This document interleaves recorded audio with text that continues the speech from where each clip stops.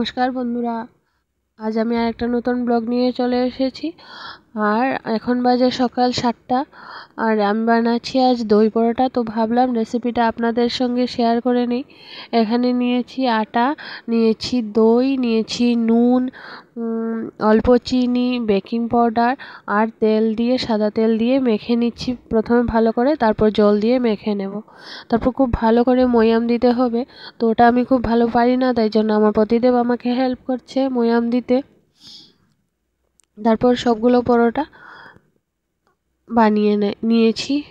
এই যে সবগুলো পরোটাই বেলা হয়ে গেছে, এখন ভেজে নিচ্ছি।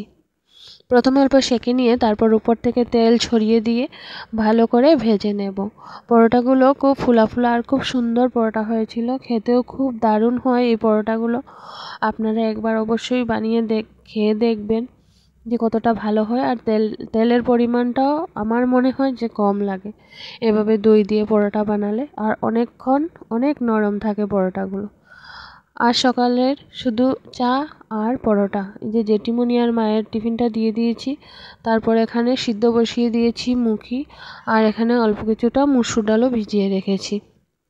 তারপর নিয়ে নিয়েছি আমাদের টিফিন, আমার পতিদেবের আর ওর ভাতিজার টিফিন আমরা নিয়ে নিয়েছি। আমরা এখন একসাথে খেয়ে নেব, তারপর দুপুরের রান্না বসিয়ে দেব। এটা খেতে যে কি দারুণ হয়েছিল কি বলবো। একদিন আপনারাও খেয়ে দেখবেন এভাবে বানিয়ে। চায়ের সাথে খেতে বেশি ভালো লাগে, অন্য সবজি দিয়েও খেতে পারেন, কিন্তু চায়ের সাথে খেতে বেশি ভালো লাগে এই দইয়ের পরোটাটা। দুপুরের রান্না কমপ্লিট। এখানে বানিয়েছিলাম থুর বাটা, তারপর এই যে মুখি দিয়ে ডালের বড়া করে তরকারি, আর বানাবো ডালের বড়া, তাই জন্য সব কিছু রেডি করে রেখেছি। পেঁয়াজ কাঁচা লঙ্কা কেটে রেখেছি। আর এই যে দুপুরের খাবারটা।